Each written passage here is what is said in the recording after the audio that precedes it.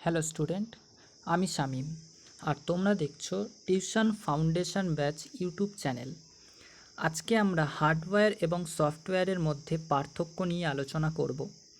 Hardware এবং সফটওয়্যারের পার্থক্য আমি তোমাদের সামনে মোট 13টা পার্থক্য তুলে ধরব। তোমরা প্রথম থেকে শেষ পর্যন্ত অবশ্যই ভিডিওটা স্কিপ না করে দেখতে থাকবে। বিষয়গুলো এবং হার্ডওয়্যার সফটওয়্যারের মধ্যে পার্থক্য এগুলো বলার পরে তোমরা নিশ্চয়ই হার্ডওয়্যার এবং সফটওয়্যারের মধ্যে যে বিষয়টা, যে পার্থক্যের মেন বিষয়, সেটা তোমরা বুঝতে পারবে। তো প্রথমে আসছি হার্ডওয়্যার। মৌলিক সংখ্যা কি? হার্ডওয়্যার কম্পিউটারের একটা ভৌত অংশ যা ডেটা প্রক্রিয়াকরণের কারণ হয়। অর্থাৎ এগুলো হচ্ছে ভৌত অংশ। ভৌত অংশ কাকে বলে?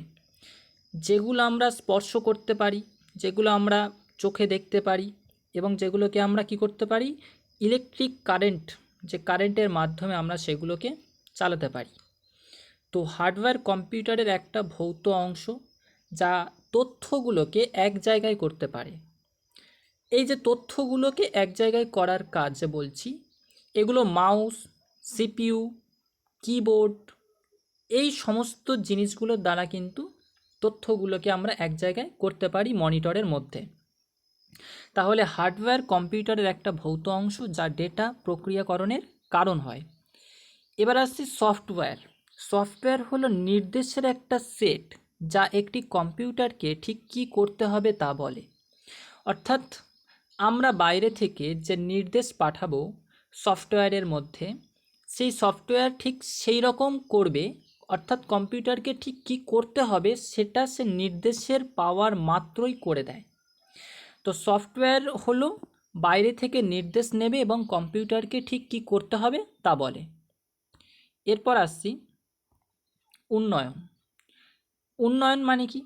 হার্ডওয়্যারগুলো তৈরি করা হয়, অর্থাৎ এই যে প্রিন্টার বলো, সিপিইউ, মনিটর, এগুলো কি উন্নত মানের করা হয়, করতে পারি আমরা। সফটওয়্যারের ক্ষেত্রে এগুলো উন্নত এবং প্রকৌশলী, এগুলো উন্নত।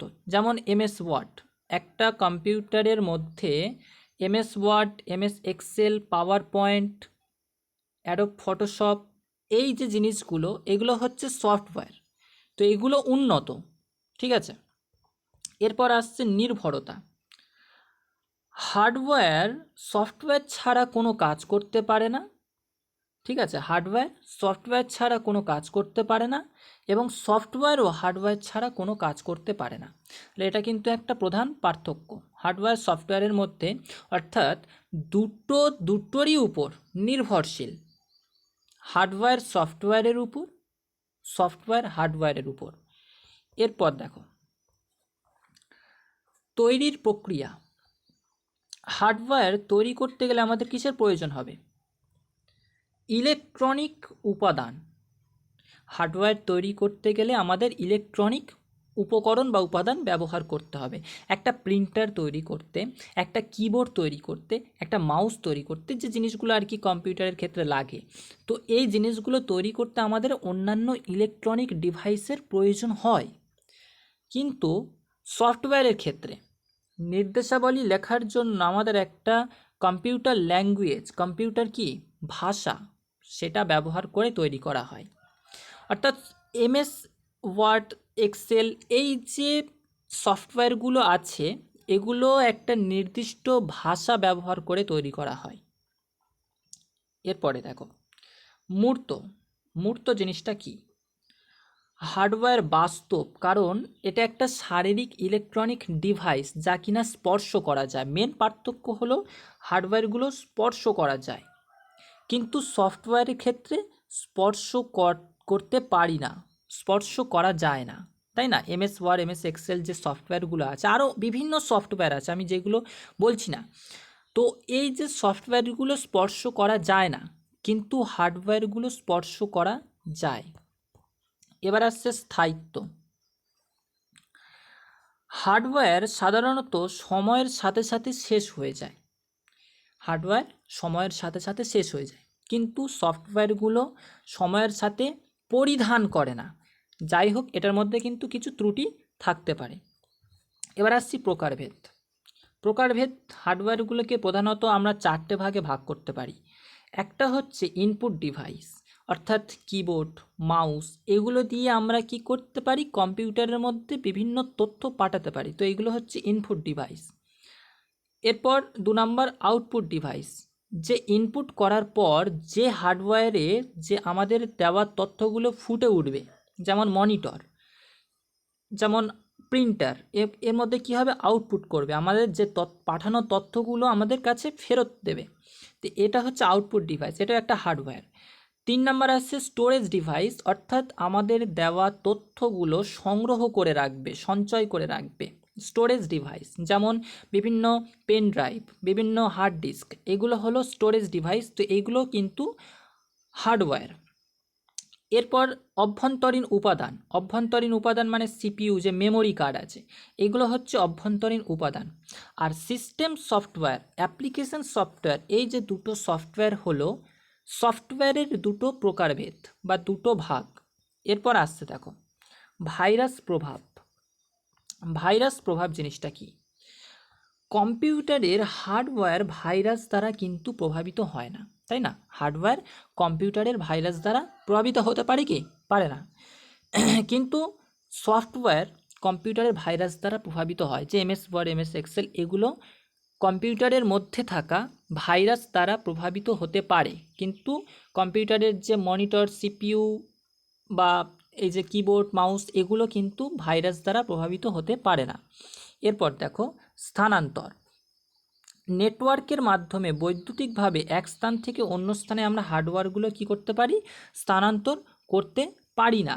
হার্ডওয়্যারগুলো বৈদ্যুতিকভাবে এক স্থান থেকে অন্য স্থানে নেটওয়ার্কের মাধ্যমে আমরা কিন্তু নিয়ে যেতে পারি না, কিন্তু সফটওয়্যারগুলো নিয়ে যেতে পারি। এরপর দেখো মেশিন স্তরের ভাষা।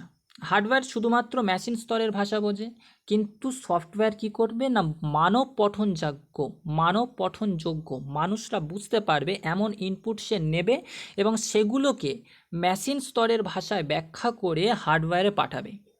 এটা হলো সফটওয়্যারের একটা বিশেষ গুণ। এরপর আসছে প্রতিস্থাপন। হার্ডওয়্যার ক্ষতিগ্রস্ত হলে আমরা কি করতে পারি, নতুন দিয়ে প্রতিস্থাপিত করতে পারি। তো হার্ডওয়্যার যদি কোনো রকমভাবে ক্ষতিগ্রস্ত হয়ে যায় তো সেগুলোকে আমরা নতুন নিয়ে আসতে পারি। কিন্তু সফটওয়্যার ক্ষতিগ্রস্ত হলে যদি এর যে ব্যাকআপ কপি থেকে থাকে তাহলে সেগুলো পুনরায় ইনস্টল করে নিতে পারি। এরপর আসছে ব্যর্থতা। হার্ডওয়্যারগুলো ধুলো, অতিরিক্ত গরম, আর্দ্রতা এর জন্য ব্যর্থ হয়ে যেতে পারে। হার্ডওয়্যারগুলি ধুলো, অতিরিক্ত গরম, আর্দ্রতা এর জন্য কিন্তু ব্যর্থ হয়ে যেতে পারে। কিন্তু সফটওয়্যারের ক্ষেত্রে ওভারলোড, পদ্ধতিগত ত্রুটি, যদি আমি একটা সফটওয়্যারের ওভারলোড দিয়ে থাকি বা ওর মধ্যে কোনো সিস্টেমগত কোনো ত্রুটি থেকে থাকে বা কোনো বড় ছোট সংস্করণ ত্রুটি থেকে থাকে, তাহলে সফটওয়্যারগুলো কিন্তু খারাপ হয়ে যেতে পারে। আর হার্ডওয়্যারগুলো ধুলো, অতিরিক্ত গরমের জন্য খারাপ হয়ে যেতে পারে। এরপর আসছে মেন যেটা এক্সাম্পল, উদাহরণ। Keyboard, mouse, monitor, printer, CPU, এগুলো সব কি হার্ডওয়্যার।